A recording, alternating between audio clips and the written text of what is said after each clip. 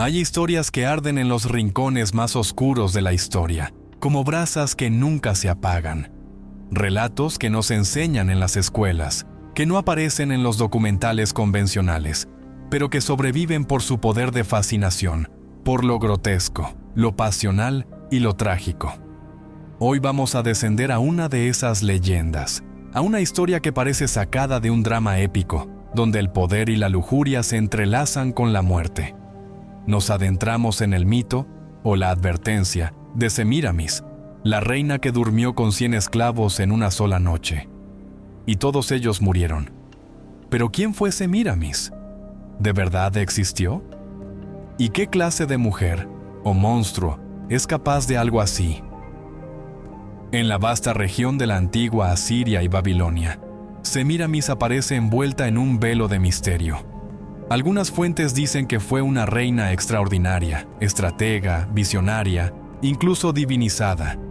Otras aseguran que fue una seductora sin límites, símbolo de decadencia, tiranía y desenfreno. Y es en este cruce entre historia y mito donde nace su leyenda más famosa, la de una noche infernal en la que se acostó con 100 jóvenes esclavos, solo para ejecutarlos después de consumado el acto. Para entender esta historia, hay que remontarse miles de años atrás, a un mundo donde los imperios no se expandían con diplomacia, sino con fuego, hierro y cuerpos amontonados. Un mundo donde la figura de la reina no siempre significaba delicadeza o sumisión. Semíramis, según las crónicas de escritores clásicos como Diodoro Sículo, no solo fue reina de Asiria, sino la fundadora de Babilonia, la mujer que mandó construir obras majestuosas y que se enfrentó de tú a tú con reyes y guerreros. Se decía que su belleza era tan imponente como su crueldad, que ningún hombre podía resistirse a ella, ni sobrevivirle.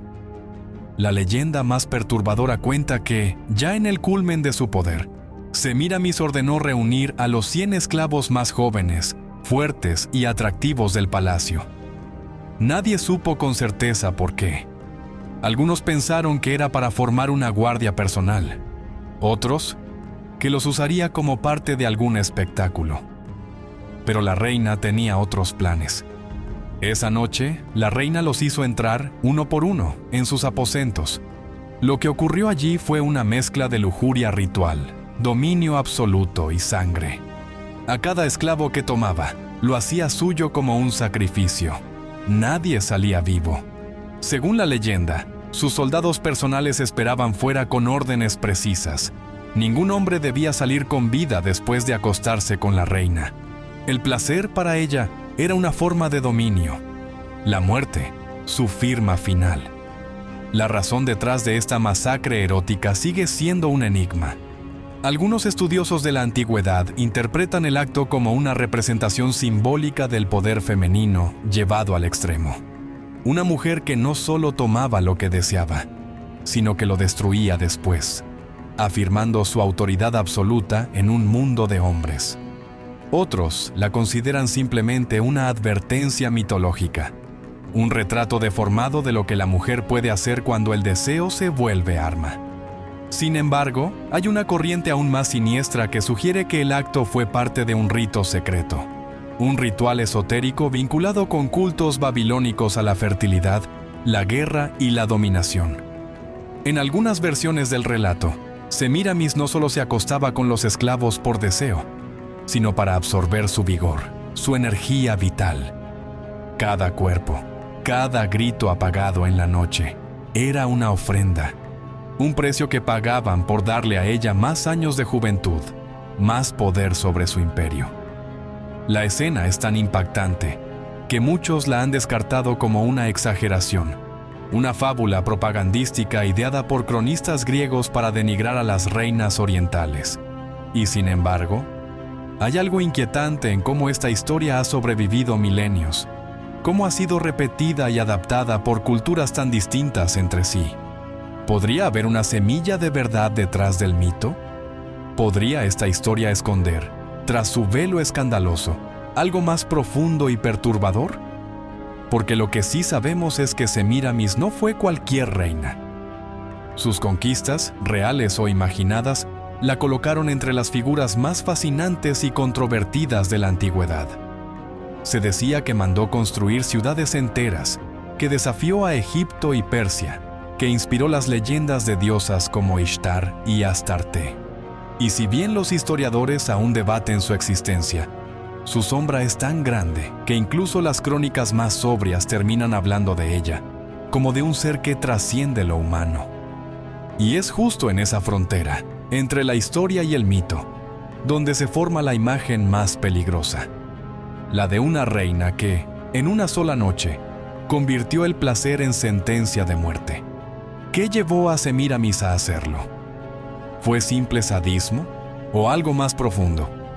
Lo que sucedió después de esa noche trágica marcó un punto de no retorno en su reinado, porque, como toda acción sangrienta, aquella orgía de poder tuvo consecuencias que incluso ella no pudo anticipar.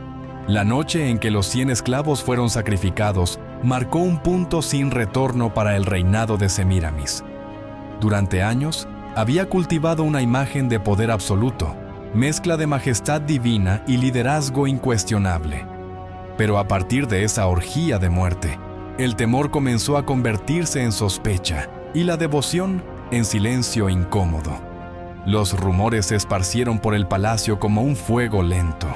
Los sirvientes no hablaban, pero miraban. Los generales bajaban la vista cuando ella pasaba, por respeto, o por temor a ser el próximo. En las calles de Babilonia, el nombre de Semíramis se decía con reverencia, sí, pero también con un estremecimiento. La gente no sabía con certeza qué había ocurrido dentro de los muros del palacio esa noche, pero el olor a sangre no se puede ocultar eternamente. En los días siguientes, el cuerpo de guardia fue reemplazado casi en su totalidad. Los soldados que custodiaron la cámara real durante aquella noche fueron enviados a misiones remotas, a guerras que nunca terminaron bien. Algunos simplemente desaparecieron. ¿Semíramis quería borrar las huellas de lo que había hecho? ¿O estaba ejecutando a los testigos de su acto final de lujuria y muerte? Lo cierto es que su conducta empezó a cambiar. Los relatos de la época, aunque adornados por el misticismo y la propaganda, coinciden en una cosa: la reina empezó a volverse más errática. A veces aparecía en los jardines hablando sola, otras pasaba días enteros encerrada, sin recibir ni a sus ministros más cercanos. Las decisiones del reino empezaron a volverse más impulsivas, más brutales. Impuestos inesperados, castigos públicos, espectáculos macabros. Las celebraciones religiosas, antes solemnes y organizadas, tomaron un tinte más teatral, con procesiones cargadas de simbología sexual y sacrificios animales más sangrientos de lo habitual. Los sacerdotes, aquellos que antes la veneraban como enviada de los dioses, empezaron a inquietarse, porque en Babilonia, donde los reyes eran también intérpretes de la voluntad divina, una conducta que alteraba el equilibrio cósmico podía ser catastrófica. Y lo que había hecho Semíramis, si los rumores eran ciertos, no era solo un pecado de carne, sino una transgresión espiritual. Había quebrado el ciclo sagrado entre vida y muerte, usando el sexo no para dar vida, sino para quitarla. Algunos textos antiguos sugieren que la reina no se arrepintió jamás, que más bien, tras esa noche, se sintió invencible, que aquellos 100 esclavos fueron apenas el inicio de una búsqueda más profunda, la inmortalidad por el deseo, el dominio absoluto sobre cuerpo y alma ajenos. Se decía que había comenzado a consultar a oráculos prohibidos, a buscar el conocimiento de civilizaciones perdidas, a experimentar con venenos y elixires. Uno de los relatos más inquietantes afirma que durante semanas, Semíramis soñaba con los rostros de los esclavos, no como pesadillas, sino como visiones eróticas y sagradas, como si en cada muerte ella hubiera recibido un fragmento de energía que ahora recorría su cuerpo. Y entonces, los consejeros del reino comenzaron a temer algo peor que la locura, que su reina estuviera tratando de convertirse en diosa.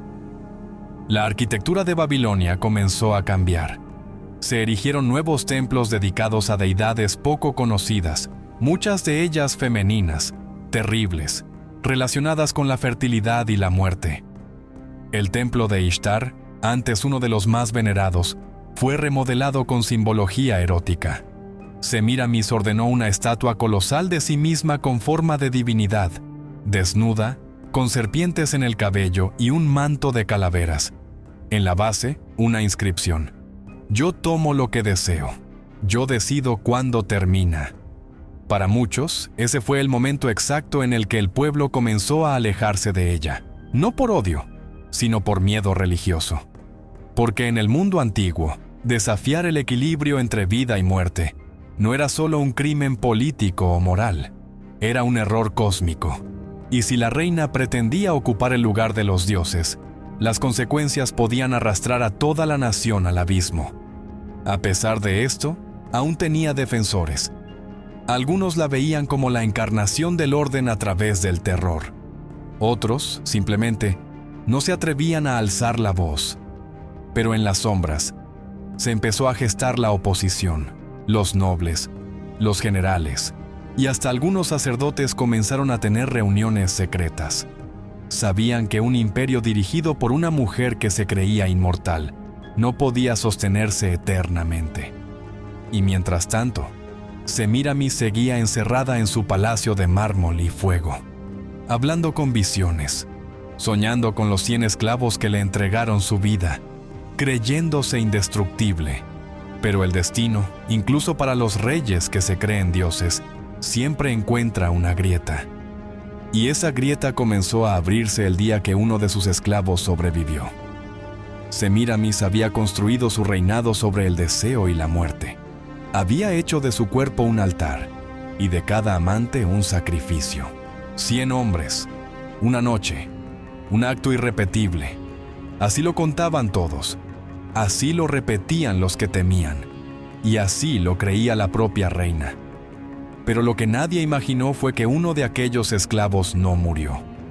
Uno de los 100 cuerpos destinados al olvido despertó entre sombras, cubierto de sangre, respirando apenas, y con un secreto que podía destruirlo todo. Su nombre no aparece en los registros oficiales. No hay estatuas ni crónicas que lo mencionen. Fue borrado de la historia intencionalmente, como si su existencia representara una amenaza que debía ocultarse a toda costa. Pero en ciertos manuscritos apócrifos, en papiros escondidos bajo siglos de polvo, se habla de un joven llamado Sadim. Sadim no era el más fuerte ni el más hermoso entre los 100. De hecho, fue incluido en el grupo de esclavos casi por error, como un reemplazo de última hora. Era ágil, discreto, y había servido durante años en los establos reales. No era noble, ni culto, ni guerrero. Pero tenía algo que otros no: una extraña inmunidad a los venenos. Desde niño había sobrevivido a mordeduras, hongos letales y hasta a la picadura de una cobra del desierto. Nadie sabía por qué. Simplemente, su cuerpo no cedía ante los venenos comunes. La noche de la masacre, Sadim fue uno de los últimos en ser llamado. Ya había visto a decenas entrar al santuario de la reina sin regresar jamás. Cuando llegó su turno, no tembló, no habló. Caminó en silencio hacia el altar de deseo y muerte. Lo que ocurrió dentro es imposible de reconstruir con exactitud, pero según los textos ocultos, Semíramis le ofreció vino mezclado con una pócima letal, la misma que había matado a los otros. Sadim bebió, pero no murió. Semíramis, convencida de que el veneno haría su efecto en minutos, lo despidió con un beso final, como a los demás. Sadim cayó al suelo fingiendo convulsiones y fue arrastrado fuera por los guardias. Su cuerpo fue arrojado junto con los cadáveres a una cámara subterránea. Pero ahí, en medio de la oscuridad, el joven despertó, respiró y comprendió que tenía algo que nadie más poseía: una segunda oportunidad y la verdad. Durante días, permaneció escondido en las profundidades del palacio, alimentándose de agua sucia y restos de pan. Cada noche escuchaba los cánticos, los pasos, los susurros de la reina a los dioses oscuros que ahora veneraba. Supo que algo se estaba gestando, y más aún, comprendió que él ya no era solo un esclavo. Era el único testigo vivo de la atrocidad que Semíramis había cometido, y que si alguien podía derribar a la mujer que se creía diosa, era él. Sadim logró escapar por un pasadizo de servicio, ayudado por una anciana que lo conocía desde niño. Se refugió en los barrios bajos de Babilonia, donde las leyendas corrían más rápido que las espadas. Ahí comenzó a contar su historia, primero en voz baja, luego con mayor firmeza. Pronto, sacerdotes exiliados, antiguos consejeros y hasta guerreros desterrados comenzaron a reunirse con él. Querían escuchar de sus labios lo que todos sospechaban, pero nadie se atrevía a decir que Semíramis era culpable de asesinato ritual, que había profanado la ley divina y que un alma viva podía probarlo. Pero hablar no era suficiente. Si querían que el pueblo se rebelara, si querían que los dioses abandonaran su silencio, tenían que presentar pruebas. Tenían que exponer a la reina desde adentro. Y para eso, Sadim debía volver al lugar donde casi murió. Fue entonces cuando se organizó el primer plan de infiltración al palacio. Bajo la apariencia de un sirviente mudo, Sadim regresó a los corredores de mármol donde su sangre se había derramado. Llevaba consigo un símbolo grabado por los sacerdotes antiguos, un amuleto de protección y testimonio. Su objetivo no era matar a la reina, aún no, sino encontrar los documentos, los rituales, los restos, cualquier evidencia de que lo que había ocurrido no era un delirio, sino un crimen tangible, un acto de herejía imperial. Lo que encontró en los archivos secretos del palacio fue más oscuro de lo que imaginaba. Manuscritos con instrucciones precisas del rito, registros de los esclavos elegidos, sus edades, sus medidas, sus marcas, diagramas de estrellas, anotaciones con sangre y lo más inquietante, una lista incompleta. De los 100 nombres, solo 99 estaban tachados. Semíramis había sabido. Ella lo había sentido. Algo en su interior le había advertido que uno sobrevivió, y por eso, desde aquella noche, dormía cada noche con una daga bajo la almohada. Sadim salió del palacio con la certeza de que el tiempo se agotaba. Su sola existencia era una cuenta regresiva para Semíramis. Pronto el pueblo hablaría. Pronto los templos se dividirían. Pronto la guerra dejaría de ser solo de cuchillos y se volvería una batalla de fe. Y mientras la tensión crecía en las calles de Babilonia, la reina comenzó a tener visiones de fuego, y una profecía olvidada empezó a cumplirse. El aire de Babilonia se volvió espeso, como si la ciudad misma respirara con dificultad. Los días ardían con un sol inusual, y las noches traían vientos secos que agitaban las túnicas de los sacerdotes como augurios de algo antiguo. En los templos, las lámparas de aceite parpadeaban con una extraña intermitencia, y algunos aseguraban haber visto sombras moverse por sí solas entre los ídolos. Era como si algo despertara debajo de la tierra, algo que no era hombre ni Dios, sino un castigo antiguo. Semíramis, entretanto, comenzaba a ser perseguida por sueños de fuego. En ellos, se veía rodeada de cuerpos en llamas, mientras una figura sin rostro le señalaba con una mano ardiente. Su palacio se derretía como cera, y su trono era devorado por lenguas rojas. Al despertar, empapada en sudor, corría a consultar a sus oráculos, quienes se negaban a interpretar las visiones. Algunos incluso fingieron enfermedades para no verla. Otros desaparecieron. Fue entonces cuando decidió abrir las cámaras más secretas del templo de Ishtar. Allí, enterrada en piedra, descansaba la profecía del fuego, un antiguo texto prohibido escrito en tiempos anteriores al diluvio. Solo los reyes más sabios y temerosos osaban consultarlo, y se decía que quien leyera su contenido debía morir poco después, consumido por su propia ambición. Semíramis, sin embargo, no tenía miedo, porque ya no se consideraba humana.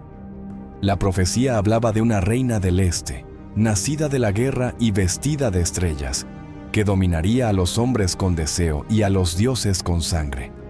Pero advertía que cuando su fuego interior devorara lo divino, un sobreviviente se alzaría con su misma sangre en las manos y una palabra antigua en la lengua. Ese hombre sería la llave de su caída, el portador del juicio final. Al leer esto, la reina lanzó un grito que hizo eco por todo el palacio. Lo entendió todo. Sadim no era una anomalía, era una pieza de un plan mayor, tejido mucho antes que ella misma naciera. Y no solo debía matarlo, debía destruir todo rastro de su existencia. Pero ya era demasiado tarde. Porque mientras Semíramis se hundía en las entrañas del templo, Sadim hablaba ante los antiguos sacerdotes de Marduk, quienes aún guardaban poder político y espiritual sobre sectores del imperio. Mostró los documentos robados, relató su noche en la cámara real, describió los rostros de los hombres sacrificados y presentó el amuleto con la inscripción de los 99 nombres, dejando claro que él era el 100º. Los ancianos deliberaron durante días. No era fácil acusar a una reina que se creía diosa y que gobernaba con puño de hierro, pero al final comprendieron que no se trataba solo de justicia, sino de restaurar el equilibrio cósmico. Porque Semíramis, con su acto, había desgarrado la fina tela entre lo sagrado y lo profano.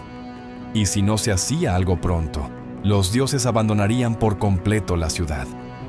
Así nació el plan más osado, un juicio público contra la reina, una ceremonia que reuniera a sacerdotes, nobles y ciudadanos, donde se leería en voz alta la profecía, se mostrarían las pruebas y se invocaría a los dioses para que decidieran el destino de la reina. No sería un juicio político, sino espiritual, y para ello debía hacerse en el lugar más sagrado de Babilonia, la torre de Etemenanki, el sigurat que unía el cielo con la tierra.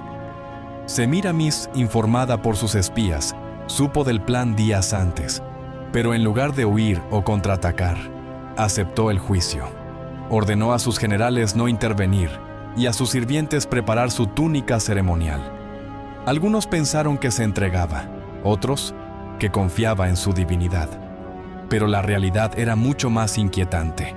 Semíramis creía que el juicio no sería el final, sino su ascenso definitivo. La víspera del evento, la ciudad entera tembló. Los animales se escondieron y los niños lloraban sin razón. Las puertas de los templos se abrieron por sí solas y una extraña lluvia de ceniza cayó durante horas. Los ancianos decían que los dioses estaban descendiendo y que la reina del fuego sería juzgada por lo que realmente era. Y entonces, al amanecer, los tambores sagrados sonaron. Miles de ciudadanos se reunieron en las escalinatas del gran sigurat, mientras las columnas de incienso subían al cielo como susurros de siglos olvidados. Sadim apareció con una túnica blanca y el rostro cubierto por una máscara de piedra. Semíramis, por su parte, llegó sola, sin escoltas, vestida de rojo profundo, con el cabello suelto y una corona de serpientes. Su mirada era de acero, su sonrisa casi celestial. Cuando ambos se encontraron frente al altar mayor, el sacerdote más anciano alzó el rollo de la profecía y dijo con voz temblorosa: «Hoy los dioses nos miran. Hoy sabremos si entre nosotros camina una reina o un castigo disfrazado de belleza». Pero lo que nadie esperaba era que el juicio no solo pondría en juego el destino de una mujer, sino el de todo un imperio. El murmullo de la multitud se volvió silencio absoluto cuando el sacerdote anciano extendió el rollo de la profecía del fuego. Solo el viento hablaba, moviendo las túnicas de los asistentes como si los espíritus estuvieran presentes. Semíramis se mantenía firme, la mirada al frente, sin parpadear, mientras Sadim, de pie frente a ella, sentía el peso de 1000 ojos y el ardor de la verdad en el pecho. En el día señalado, leyó el sacerdote, cuando la sangre haya tocado la piel de los dioses y la reina profane el umbral del cielo, vendrá el último, el no muerto, el testigo, y con él se partirán los cielos. Cada palabra del texto sagrado retumbaba en las piedras del sigurat. Y aunque muchos de los presentes no entendían los detalles, todos sentían la gravedad del momento. Las leyendas de los ancianos parecían vivas de pronto. El aire tenía el peso de un destino antiguo, y hasta los más escépticos empezaban a preguntarse si la mujer que gobernaba era humana, o un castigo encarnado. Sadim avanzó unos pasos. Con voz firme, comenzó a hablar. Relató la noche de la ceremonia, cómo fue conducido al santuario con los otros esclavos, cómo vio morir a muchos antes de él, cómo bebió el vino envenenado, cómo fingió la muerte, y cómo despertó entre cadáveres. No titubeó, no exageró, solo dijo la verdad, con el dolor aún presente en sus ojos. Presentó los documentos, la lista incompleta, los diagramas rituales, los registros de los esclavos marcados. Mostró el amuleto con los 99 nombres grabados, y entonces retiró la máscara de piedra, revelando su rostro al pueblo. Un grito ahogado recorrió la plaza. Muchos habían escuchado su historia, pero jamás imaginaron que el sobreviviente estaba frente a ellos. No un espíritu, no un mito, sino un hombre real, de carne y hueso. El sacerdote miró a Semíramis. Era su turno. Podía hablar, defenderse, negar todo o proclamar su divinidad. Pero no hizo nada de eso, solo sonrió. Una sonrisa que no era de miedo ni de arrogancia, sino de certeza. ¿Queréis la verdad?, dijo con voz calmada, aunque cada palabra resonaba como trueno. Muy bien, la tendréis, yo los elegí, yo los desnudé, yo los ofrecí, y sí, los maté, porque eran polvo, y yo soy llama.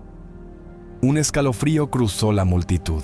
Era la confesión más brutal que alguien pudiera imaginar. Pero no era una súplica ni un acto de arrepentimiento. Era una proclamación de poder.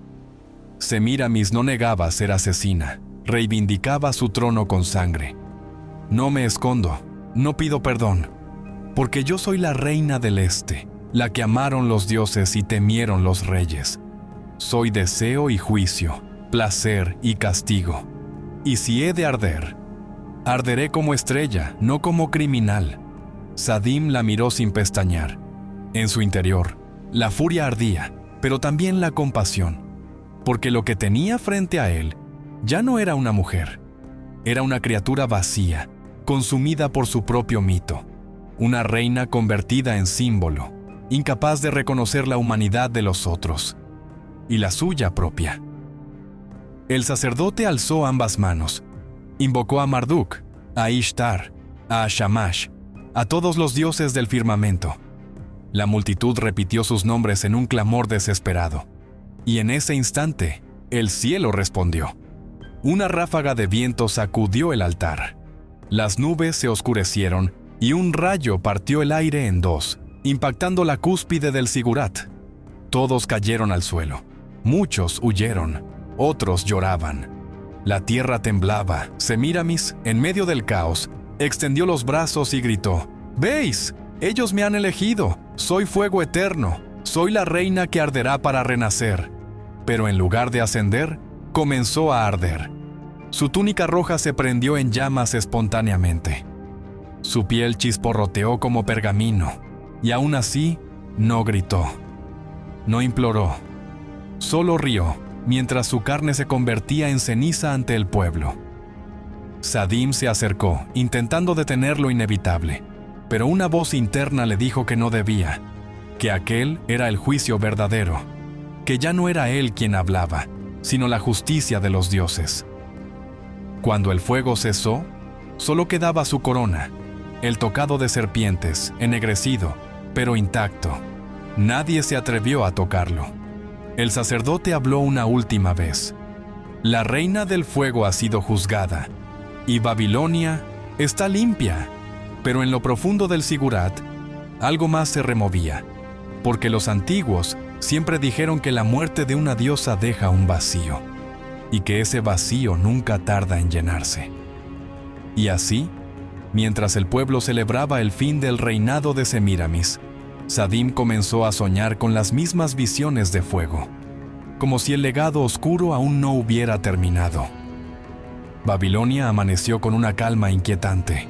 Las cenizas del juicio aún flotaban sobre las calles, como polvo sagrado. Algunos las recogían en frascos, creyendo que tenían poder. Otros barrían en silencio, temiendo que quedarse con algo de Semíramis atrajera su maldición. Pero todos sabían que algo había cambiado. La reina del fuego estaba muerta, o no del todo. Sadim caminaba entre la multitud sin hablar. Era un héroe, un símbolo, un sobreviviente, pero no se sentía salvado, ni redimido. En el fondo, sentía el peso de algo que no sabía cómo nombrar. Desde la muerte de Semíramis, sus noches estaban llenas de imágenes imposibles. Campos de sangre, torres que se derrumbaban, un trono vacío rodeado de mujeres sin rostro que cantaban su nombre. Lo más perturbador no era el contenido de los sueños, sino que cada vez los sentía menos como visiones y más como recuerdos. «Tú no fuiste el 100º esclavo por azar», le susurró una voz en su sueño. «Tú fuiste elegido para recibir lo que ella dejó atrás». Al despertar, Sadim descubrió una marca nueva en su pecho, una espiral de fuego, idéntica a la que Semíramis tenía en su ombligo. Intentó rascarla, lavarla, borrarla. Nada funcionó. La piel ardía, como si algo dentro de él comenzara a prenderse. El juicio había terminado, pero su historia apenas comenzaba. Los sacerdotes no sabían qué hacer. Algunos decían que debía ser exiliado, otros que debía ser reverenciado como el nuevo portador del fuego sagrado.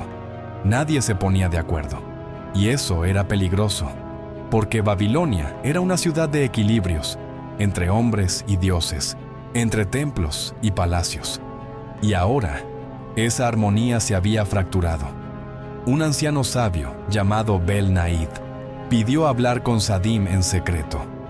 Lo condujo por túneles antiguos, bajo el Sigurat, hasta una cámara oculta con paredes cubiertas de símbolos que no pertenecían a ninguna lengua humana. Allí, a la luz de una lámpara de aceite, reveló la verdad que nadie se atrevía a decir. Semíramis no murió, Sadim. No en el sentido común. Lo que murió fue su carne, pero su esencia, su fuego, necesita un nuevo recipiente. Y tú fuiste tocado. Eres su herencia. Sadim sintió que el suelo se le abría. No podía ser. No después de haber sobrevivido. No después de haber presenciado su juicio, su fuego, su muerte. Pero el anciano lo miró con ojos serenos. Ella sabía que iba a caer. Por eso no luchó. Te eligió a ti para que su llama no se apagara. ¿Crees que sobreviviste por fuerza o suerte? Number, sobreviviste porque fuiste marcado. Sadim quería huir, quería negarlo, pero algo en su interior ya había cambiado. Lo sentía en la forma en que la gente lo miraba, en el calor que subía por su espina cuando se enojaba, en la manera en que los gatos y los perros lo evitaban por la calle. No era el mismo. Algo de ella vivía en él. Mientras tanto, en los rincones oscuros de Babilonia, nuevas sectas comenzaron a surgir. Grupos que adoraban a Semíramis no como reina, sino como diosa resucitada. Creían que había trascendido el juicio, que su esencia se había fundido con el fuego del cielo. Y cuando supieron que Sadim tenía la marca, lo empezaron a llamar el portador. A donde iba, lo seguían. Encendían antorchas a su paso. Le cantaban himnos prohibidos, aquellos que solo se entonaban en rituales de sangre. Y cuanto más los evitaba, más crecía su fe. Querían verlo arder, no como castigo, sino como ascensión. Sadim decidió entonces huir de la ciudad. Subió a una pequeña embarcación en el Éufrates, sin rumbo fijo, buscando silencio. Pero antes de partir, Bel-Naid le dio un último mensaje. No huyes de ella, Sadim. Huyes de ti. Y eso es imposible, porque tú eres el próximo capítulo. La barca se alejó entre las aguas lentas del río, y Babilonia quedó atrás, con sus templos, sus altares y su fuego. Pero Sadim sabía que el verdadero incendio apenas había comenzado. Porque no se puede matar una idea, y menos aún una reina que supo convertir la muerte en mito. Y así, con el crepúsculo cayendo sobre el agua, el joven que una vez escapó de la muerte se convirtió en un nuevo enigma. Un hombre con la marca de una diosa, el heredero de un fuego antiguo que solo pide una cosa: ser alimentado otra vez. Pero en la última página de esta historia, el fuego aún tiene una promesa que cumplir y un imperio más que devorar. Años después, en un templo olvidado más allá del desierto, las antorchas volvieron a encenderse. Un grupo de fieles, vestidos con túnicas negras, esperaba en silencio. En el centro del altar, un hombre con ojos encendidos por la llama interior alzaba los brazos. Era Sadim. Ya no huía, ya no temía. Había aceptado su destino, no como esclavo del fuego, sino como su custodio. Semiramis vivía en él, no como posesión, sino como legado. No repetiría su crueldad, pero tampoco negaría el poder que ardía en su sangre. No vine a reinar, vine a restaurar el equilibrio, dijo, y su voz hizo vibrar las columnas. El fuego crepitó, y los seguidores gritaron su nombre. En las tierras de lo antiguo, donde los dioses ya no responden y los mitos duermen, una nueva llama había despertado. Una que no busca coronas, sino memoria. Una que arde no por placer, sino por justicia. Porque mientras exista alguien que recuerde a Semiramis, la reina que durmió con 100 hombres y desafió al cielo, el fuego jamás se apagará. Y así, con una chispa, Babilonia volvió a arder. Pero esta vez, para purificarse.